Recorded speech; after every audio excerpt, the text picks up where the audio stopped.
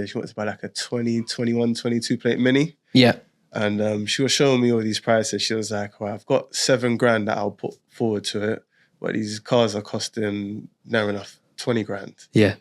And it was like, I looked at the interest rates on them and it was like another 7 to 8 grand on top. I'm like, the amount of money you're going to pay back after the 5 years, and the payments are not really high enough to pay it all back. Yeah. They want you to pay like a lump sum. Okay. At the end of your agreement, which is like £9,000 or something like that.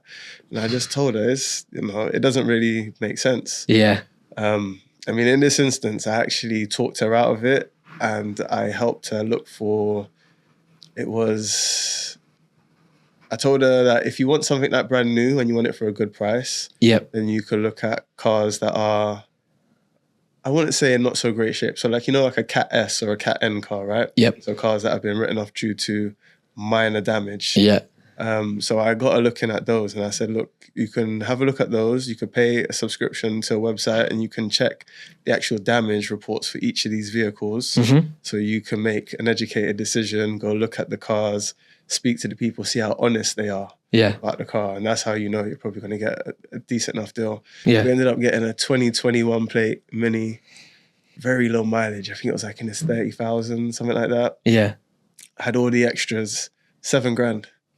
Really? $7,000, yeah. And it's a year later now, she's still so over the moon of that. Still driving around in it. Yeah. Now, for me, I'm thinking there is a little bit of a risk to it. Yeah. But, not with no risk, there's no reward. Of course, yeah. But yeah, you got to do your research on those sorts of things, haven't you? Great deal, yeah. And, she's not really a person who's bought many cars and so on. Yeah. And I've probably bought 4 or 5 cars in my lifetime. Yeah. So I just thought, let me just help her with this, even though I'm not that experienced. Yeah. But I'm quite intelligent, I can make good decisions. Yeah. I did my research. Oh, good for you. I bet she's grateful. I bet she's very grateful. Very, yeah. Yeah. I still need to drive it though, Still need to have my turn.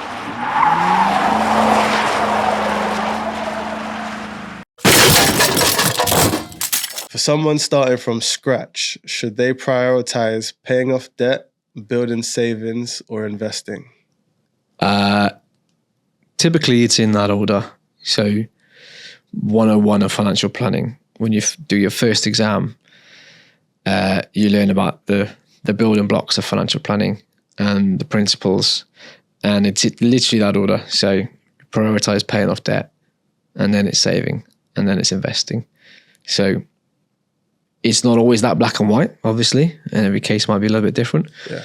But yeah, typically that's the priority order. And with the saving, people should build like a emergency fund type thing. Yeah, definitely. So savings, you should have an emergency cash fund.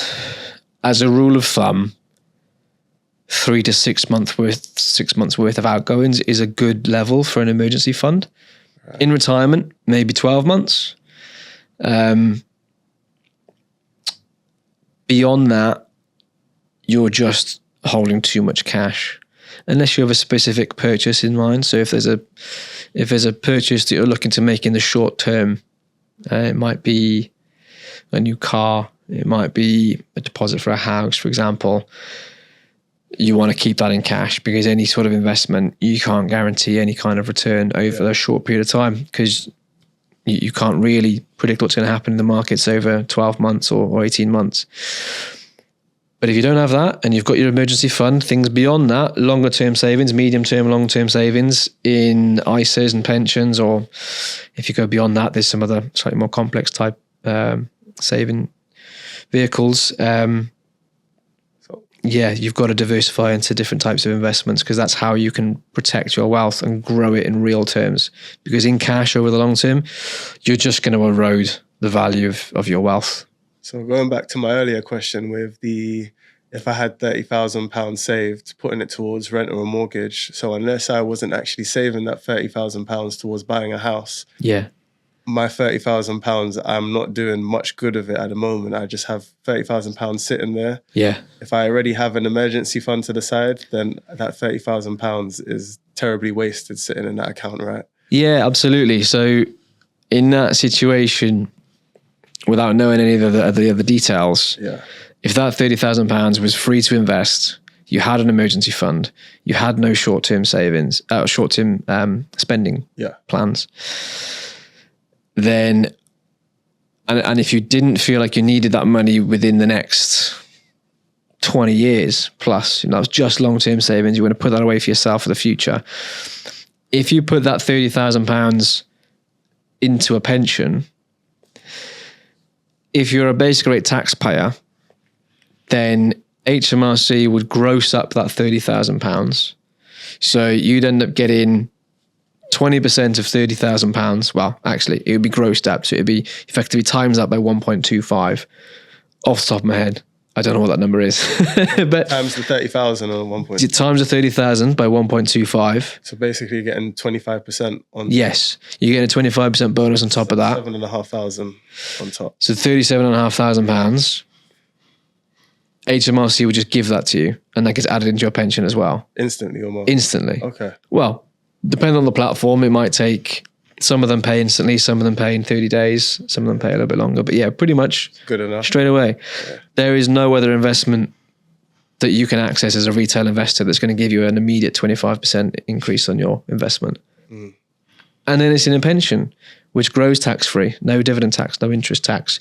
You choose your investment portfolio, or you work with a planner that can build you a tailored portfolio that's going to grow for you over the long term. It's tough to beat, that is.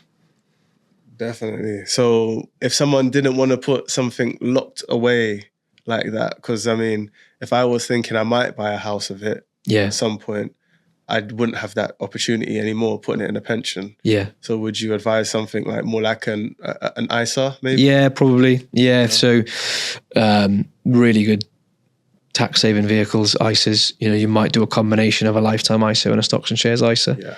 So in any given tax year, you've got a £20,000 allowance, but that's across your entire ISA allowance. Yeah. So if you were going to put 4,000 into a lifetime ISA, which is your maximum for a lifetime ISA, you could put 16,000 into a stocks and shares ISA, for example.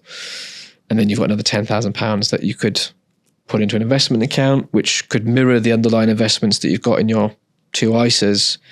And then you could move it across into your ISA in the new tax year once your allowance resets. So your total ISA allowance is 20,000? Yeah, each year. Yeah. No matter how many ISAs you have? No matter how many ISAs you have, yeah. So if you've got 10, you could do 2 into each. Okay. If you've got 2, you can do 10 into each. There's different types of ISAs that have different allowances. So like, for example, the lifetime ISA has only got 4,000. So you just got to take into account all those things. But overall, it's a £20,000 allowance. Okay.